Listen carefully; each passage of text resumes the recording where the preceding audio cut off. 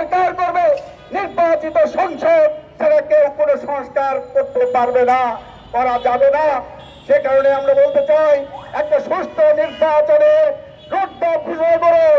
সুস্থ নির্বাচনের জন্য প্রয়োজনীয় যতটুকু সংস্কার, সেই সংস্কার করুন। ইউনূস সাহেব বলে যে কম সংস্কার হলে ডিসেম্বরে নির্বাচন, আর বেশি সংস্কার করতে চাইলে আগামী বছর জুন মাসের মধ্যে নির্বাচন। আচ্ছা ভাই, কম সংস্কার কতটুকু? আপনার কাছে যেটা কম, আমার কাছে তো সেটা বেশিও হতে পারে। কাজে আপনি বলছেন যে ঐক্যমতের মাধ্যমে আপনি সংস্কার করবেন।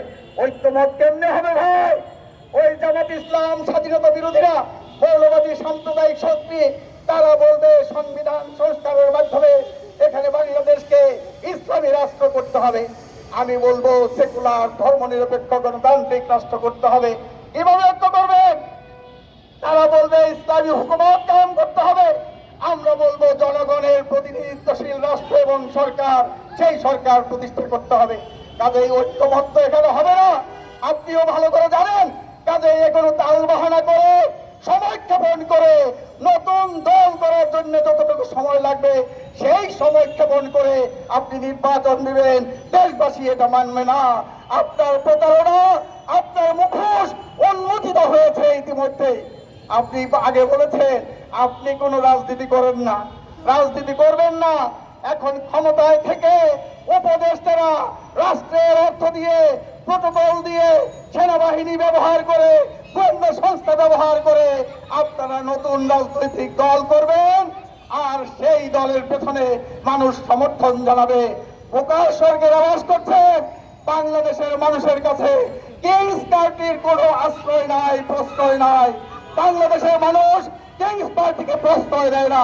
সংগ্রামী বন্ধুগণ, আমরা সে কারণে বলতে চাই, যে কোনো নাগরিক বাংলাদেশে তারা রাজনৈতিক দল করতে পারে, তাদের সেই অধিকার আছে। কিন্তু দল করতে হলে ক্ষমতার থেকে পদত্যাগ করুন, উপদেষ্টা পদ থেকে পদত্যাগ করে তারপরে রাজনৈতিক দল করুন, মাঠে নামুন। সংগ্রামী বন্ধুগণ, আমরা সে কারণে বলতে চাই, ইউনূস সাহেব, আপনি প্রধান উপদেষ্টা হিসেবে একটা নির্দিষ্ট রাজনৈতিক দলকে আপনি পৃষ্ঠপোষকতা করবেন, আপনি উৎসাহ দিবেন, তাদের রাজনৈতিক দল করার ক্ষেত্রে আপনি সর্বাত্মক সহযোগিতা করবেন। আপনি আপনার নিরপেক্ষতা হারাবেন। সে কারণে ইতিমধ্যে প্রশ্ন উঠেছে, ইউনূস সরকারের অধীনে নিরপেক্ষ নির্বাচন হবে কিনা। জনগণের মধ্যে সন্দেহ দেখা দিয়েছে। আমরা সে কারণে স্পষ্টভাবে বলতে চাই, আগামী নির্বাচন যাতে নিরপেক্ষ সরকারের অধীনে হয়, সে কারণে অন্তর্বর্তীকালীন সরকার আপনারা আপনাদের নিরপেক্ষতা বজায় রাখুন।